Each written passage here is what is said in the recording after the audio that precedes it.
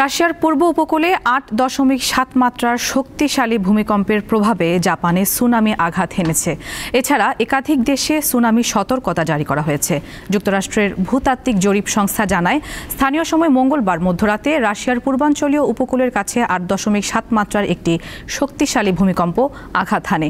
এরপরই জাপান সহ যুক্তরাষ্ট্রের হাওয়াই ও আলাস্কা অঙ্গরাজ্যে সুনামি সতর্কতা জারি করে প্রশান্ত মহাসাগরীয় সুনামি সতর্কতা কেন্দ্র।